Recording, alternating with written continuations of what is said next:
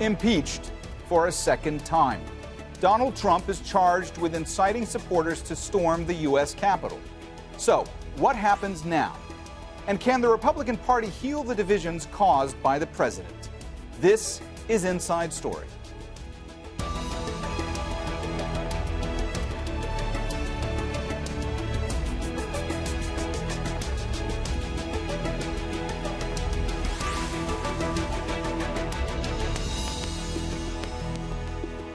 Hello and welcome to the program. I'm Mohammed Jamjoom. Donald Trump is leaving office next week as the only U.S. president to be impeached twice. The House of Representatives charged him with inciting an insurrection. Trump is accused of encouraging supporters to storm the Capitol last week to try and overturn Joe Biden's election win. 10 Republicans broke ranks to vote for impeachment, revealing cracks in a party that has largely stood by the president for the past 4 years. Heidi Jo Castro reports from Washington, D.C. The arguments came down to what's more dangerous: impeach Donald Trump again and risk further dividing the country, or allow him to remain in office, even if it's just for a few days. He is capable of starting a civil war. He must be impeached. He must be stopped now. On this vote, the final vote was 232 to 197 in favor of impeachment, and took place in what a week ago was a crime scene. That's when a pro-Trump mob occupied Congress in an effort to overturn the presidential election, leading to 5 deaths. Democrats argued this was the shattering of Trump's glass house of lies, built upon 4 years of racist fear-mongering. Every one of us in this room right now could have died. As Senator Lindsey Graham said, the mob could have blown the building up. They could have killed us all. And now the far right is calling for return engagement from January 17th to January 20th. They're asking the president to pardon the conspirators in last week's rampage as they prepare for a race war. Republicans defending the president called the rioters a lunatic fringe, rejecting the claim that Trump had incited them during a speech moments earlier. He was wrong to set such a confrontational tone in a politically tense situation. But what did he actually say? His exact words were, quote, "I know that everyone here will soon be marching over to the Capitol building to peacefully and patriotically make your voices heard," unquote. That's impeachable? But Trump also called upon the crowd to march on the Capitol to fight for him, then silently watched the riot unfold despite pleas to intervene, only later recording a message telling the crowd to go home, but that he loved them. We love you. You're very special. A year ago, Trump was impeached with no Republican support. This time, 10 Republicans joined Democrats in the vote to impeach. Last week, there was a domestic threat at the door of the Capitol, and he did nothing to stop it. That is why, with a heavy heart and clear resolve, I will vote yes on these articles of impeachment. A few hours later, House Speaker Nancy Pelosi signed the impeachment article. today, in a bipartisan way, the House demonstrated that no one is above the law, not even the President of the United States. That Donald Trump is a clear and present danger to our country, and that once again, we honored our oath of office to protect and defend the Constitution of the United States. In a late video message from the Oval Office, Trump did not address his second impeachment and instead asked the country for unity. What is needed now is for us to listen to one another, not to silence one another. All of us can choose by our actions to rise above the rancor and find common ground and shared purpose. Today I am calling on all Americans to overcome the passions of the moment and join together as one American people. Trump's message will not stop this impeachment, though, from heading to the Senate for trial. Mitch McConnell, the Senate Majority Leader, says that will not happen, though, until after Trump leaves office on January 20th. McConnell is among the Senate Republicans who've indicated they may be open to convicting Trump, with the potential consequence of barring him from returning to office. Heidi Jo Castro, Al Jazeera, Washington.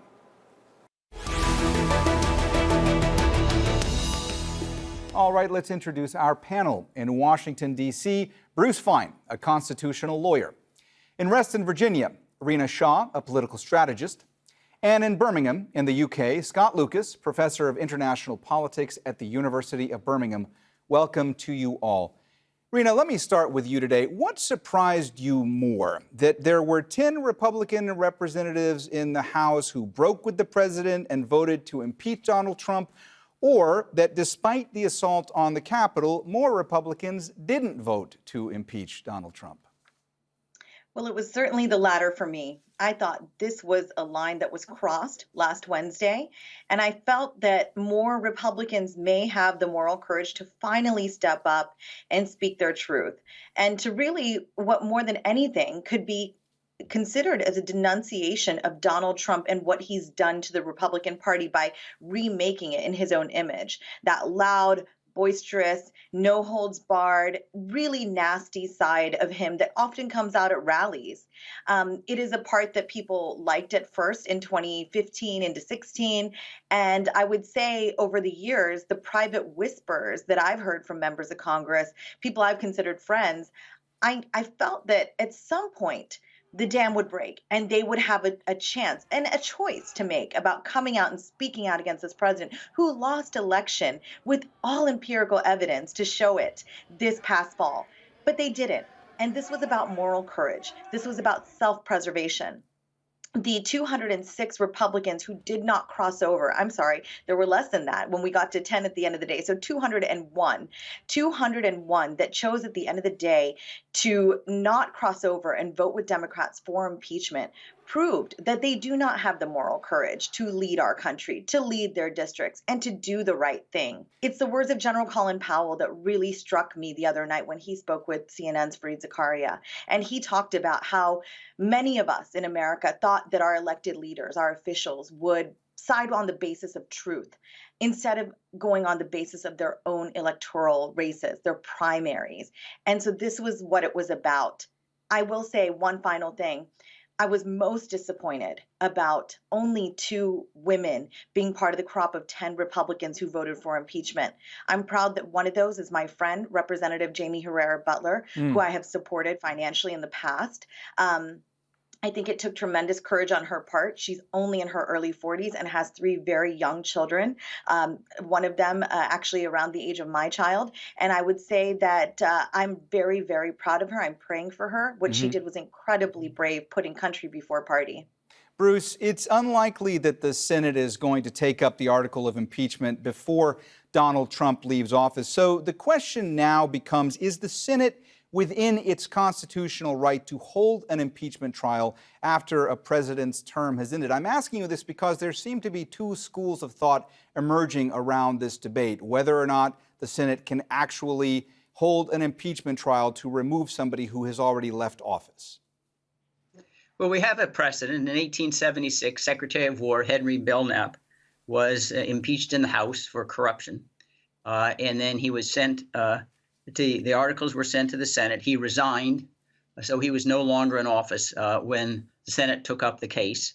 He argued exactly as you've stated, there's no jurisdiction, I'm out of office. The Senate rejected the argument by a vote of 37 to 29, went forward with an impeachment trial. And that's at least the binding precedent, if you will, that's on the record. The United States Supreme Court, in a case called Nixon versus United States, not President Nixon, but a Judge Nixon, held in 1993 that impeachment issues are solely for the Senate to decide, that courts do not have authority to review their decisions, which means that the Senate will have the final say on whether it has jurisdiction. And certainly, I believe as of January 20th or shortly thereafter, when the new Georgia senators are sworn in, the Democrats will have the majority and they will vote that there is jurisdiction. The Supreme Court will not intercede. and we will move forward. One of the arguments I think strongly in favor of retaining jurisdiction is that the consequence of impeachment and conviction is not simply removal from office, but the possibility of disqualification from holding office ever again under the United States, which for Mr. Trump would be a bar on running for president or winning the presidency in 2024. That's why impeachment remains important even after someone has left office. Scott, from your vantage point, what does a trial in the Senate look like this time around? And are we any closer to knowing what the timeline will be as far as when the House will be transmitting this article of impeachment to the Senate? Well, first on the timeline, it was interesting about a week ago through his political ally, James Clyburn, Representative Clyburn, Joe Biden indicated that he really didn't want to see a trial during the first 100 days of his administration when you're trying to deal with the coronavirus pandemic, try to deal with the economy, deal with the social issues raised, for example, in the mass marches last summer. But he changed course, in fact, within 24 hours and said, okay, if the Senate can devote half of its day to doing essential government business, it can then do half of its day to a trial, which I think is a signal that, yes, the House can transmit the article of impeachment now, that a trial can begin soon after inauguration on January 20th, when, of course, the Democrats will have the narrow majority because a 50-50 Senate, Vice President Kamala Harris will be the deciding vote. I think the wider question in terms of what it looks like, and this I want to come back to Rina for guidance, it depends on the Republican Party. Whereas Trump's fortress within Washington has been those House Republicans, you now have a Republican Party which is divided. It has two different factions. It has the Trumpists, including 138, almost 2/3 of the House Republicans, who after all the violence last week in the Capitol, after the deaths, still sided with Trump in trying to block a president-elect Biden. And then you have the Senate Republicans, who I'm not sure are as diehard with Trumpists. And indeed, I think the person I'm watching is the top Republican, Mitch McConnell, because he's really signaled this week that he wants to purge the Trumpist. And he wants to get Donald Trump as far away from the party as possible, which is why McConnell's now saying not only that he will accept a trial after Inauguration Day, but that he will consider convicting Trump. And if he votes yes to convict, then a lot of Senate Republicans will follow his lead. And we could see that 2/3 majority, which would be necessary to punish Trump. Rina, you heard Scott there. He was seeking guidance from you on this point as well. So let's pick up on what he was saying. Obviously, there are indications now that Senate Majority Leader Mitch McConnell, is signaling that he might support impeachment, that he might vote for impeachment. How significant is that? And does that mean that you could see enough Republicans in the Senate when this trial actually takes place voting to convict President Trump in this impeachment trial? Well, people are of mixed minds about this, and anybody who sees me on social media knows that I've been a fervent advocate for impeachment and removal. I've been against this president since he declared his candidacy way back now, 2015. This is the kind of thing where people will say, oh, your opinion is colored. But I think this was a fine point made by my fellow panelists that this was for Joe Biden, something that really has to push his hand. You know, many folks like Biden have wanted to unify the country and said that impeachment is something that they believe it really signals that it could be something that divides the country. But what we saw very clearly last week signals that the country is already so divided. And with yesterday's vote in the House, some would say, and I'm of this, two minds about this as well. On the one hand, I think that many representatives were scared of political violence, but another part of me feels genuinely that they were very scared of Trump supporters, not just of them committing violent acts against them, sitting members of Congress, but of really the repercussions they'd face at the ballot box. So this was about re-election, self-preservation, as I said earlier. But secondly, there is the part where we've heard senators really speak out. And I look at my home state of West Virginia, and I look at Senator Shelley Moore Capito, somebody who was in the House for many years prior to going to the Senate. There are women and men who are Republicans, longtime senators, who are genuinely concerned about their legacy, as well as what this means for the country if the president is not convicted. So you'll obviously have the usual suspects like Senator Mitch Romney and Senator Lisa Murkowski of Alaska, and they will do the right thing and convict. But then you wonder who will join them. And I think a lot lot of senators, Republicans, are worried about their legacy and worried about what it will do to the country if they do not convict. And Donald Trump will be a private citizen at that point. So what I think we ought to really look at are McConnell's actions here. And one thing is true, there was a huge issue for McConnell. It remains right now. If he convened the Senate prior to Inauguration Day, one of the main reasons he would decline reconvening for an emergency session to put this President Trump on trial. He wanted to avoid the conflicts that would come with all hands on deck security that's slated for the inauguration. And that's really important to note. So this isn't always a personal decision. This is, I think, McConnell saying, I don't want to take away from that because we now know where we're at. Political violence, the FBI is warning us, is imminent. So the bottom line here, and this is to take from my friend Mike Allen with Axios, who's done some incredible reporting around this with his team. He says, this is the bottom line. He says, a year ago this week, Trump's first impeachment trial began. A week ago yesterday, a pro-Trump mob stormed the Capitol. And a week from today, Joe Biden will be president. Those words really hit me, and they should hit the minds of every American. This is about doing the right thing for the future of our country so that we do not become a banana republic. Some will argue we already are, but I think our republic, our democracy is very much intact. A couple more steps and we get close to absolutely breaking. So we must do the right thing. Every American must stand up and call on our elected representatives to do the right thing so that we continue to strive for a more perfect union as our founders genuinely wanted us to do. Bruce, in your previous answer, you mentioned that the Senate can also vote to disqualify President Trump from running for office again. We know that that would be a simple majority vote, but my question to you, just want to try to clarify this. Is this a vote that can only happen if 2/3 of the Senate votes to convict Mr. Trump? Would it only be able to happen after that vote? Yes, it'd be the nature of a punishment. You could have a whole range of punishments after someone's been convicted of a crime, but you still need to prove the crime beyond a reasonable doubt. So the simple majority only would apply to the imposition of the punishment, not to convicting him.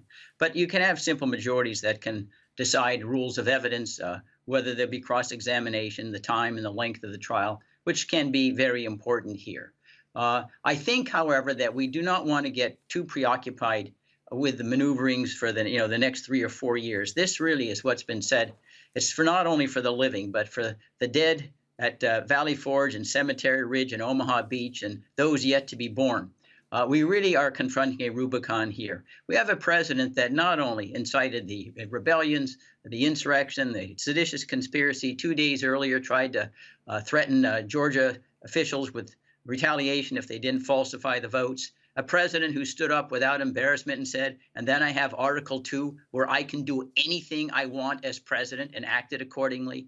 This is something that a Caesar would say, not someone of the president of the United States like George Washington, who turned aside a crown, said, I came here to be part of a republic. Indeed, among other things that he said, I can't go to war, use the military offensively unless Congress authorizes it.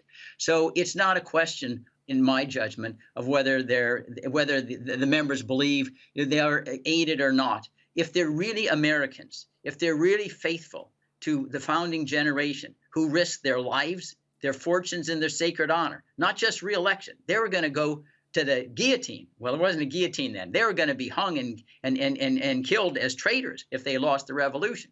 That's what they risked so we could have self-government. That's what this vote is about.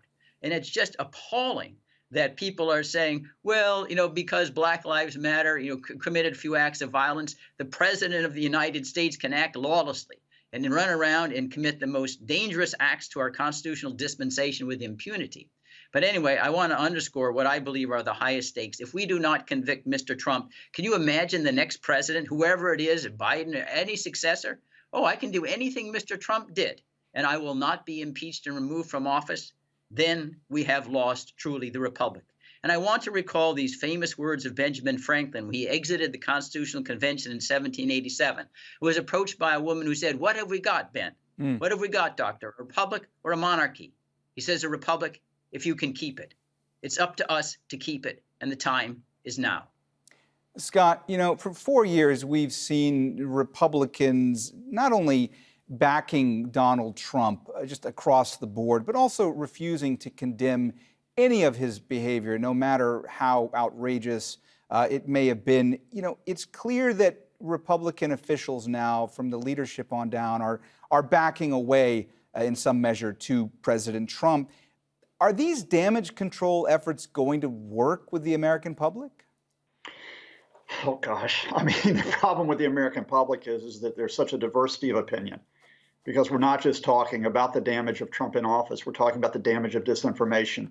We're talking about the damage of belittling media and belittling any types of reliable sources of information, that you have had this polarization, and that you've got Americans, and I know some of them are in my family, who will, hell or high water, they will stand with Trump no matter what happens. So you can't really, I think, base this on public opinion. I think I'd rather bring it back to, and again, this might come back to what Rina and Bruce have said, is some questions regarding the Republican behavior over the past 4 years. Because the fact is before we get to last week, is that almost every Republican in the national legislature, in the House, in the Senate, not only protected Donald Trump, they enabled him. I mean, they protected him during the Trump-Russia scandal, where Trump should have been removed from office for working with a foreign power to get elected. They protected him and enabled him during the Trump-Ukraine scandal, when he should have been removed from office, and indeed was impeached, over trying to get a foreign power to blackmail or spread disinformation on his political opponent, Joe Biden. There should have been a sanction against him for the longest government shutdown in U.S. history, 35 days. There should have been a sanction against him for all kinds of rhetoric and actions in which he has belittled immigrants, belittled Black Americans, belittled other people of color, belittled women. We can go on and on. In other words, what I'm saying here is that there's no type of epiphany in the sense of an ethical or moral change on someone on the part like Mitch McConnell. Without Mitch McConnell, Donald Trump would have been gone from office. But without Donald Trump, Mitch McConnell could not have gotten his agenda through, such as packing courts with conservative judges. I do think, having said all of that, though, that even for McConnell, and even for many Republicans, albeit not those in the House of Representatives, or almost all of them, that attack on the Capitol was a line that had been crossed. I mean, you have to remember, this is the first time that American citizens have attacked the seat of their own government in U.S. history. And they attacked the Capitol, and they threatened legislators, and they threatened the Vice President Mike Pence, and they shouted, "Hang Pence," and "Where's Nancy Pelosi," the House Speaker, as those legislators hid, on the instigation of the president. So once that unprecedented moment happens, then perhaps even the most cynical of politicians takes a step back and says, look, maybe by doing what we've done over the past few years, we've benefited politically from a Trump in office, but there has been a great cost as well. Let's see what happens with that reassessment, even as the Biden administration takes office. Rina, we only have a couple of minutes left. Let me ask you, this latest video statement from Donald Trump in which he's condemning violence, I mean, how much pressure is he under right now that he would agree to do this? Does this speak to how worried he must be to potential legal consequences? Well, there's credible reporting this morning from sources at CNN. Sources that CNN has spoken to that I quite believe, and it's that Jared Kushner, his son-in-law, put a great deal of pressure on President Trump to do this video, this sort of mea culpa, this sort of giving the sort of words that would indicate this was contrition, perhaps on his part at some point in the future, and contrition is sort of needed for a future president to pardon somebody. And so I think this is a bit of a set up for that. And I think it's being calculated by Kushner and his wife, Ivanka Trump, who's the president's daughter. And listen, we know over the years that the president has listened to Ivanka Trump as well as her husband because they have taken roles within the administration, but more so because of the family dynamic. He really does listen to his daughter, Ivanka, quite a bit. So I think that's absolutely what's at play here. He doesn't have Twitter right now. He doesn't have other social media platforms through which he can perhaps be reading at a high rate what's kind of coming in, the supportive messages of his base that he tends to thrive off of. He's been known to in the past retweet somebody sort of with a very small following or just a sort of considerably average Joe, it seems. And so he loves that. He loves any sort of act of allegiance, any words of loyalty. He thrives off of that. So with none of that right now, I think he's more likely to listen to his family, and they put him up to this. All right, we've run out of time, so we're going to have to leave the conversation there. Thank you so much to all our guests, Bruce Fein, Rina Shah, and Scott Lucas. And thank you, too, for watching. You can see the program again anytime by visiting our website, aljazeera.com. And for further discussion, go to our Facebook page. That's facebook.com/AJ Inside Story. You can also join the conversation on Twitter. Our handle is @AJ Inside Story. From me, Mohammed Jamjoom, and the whole team here, bye for now.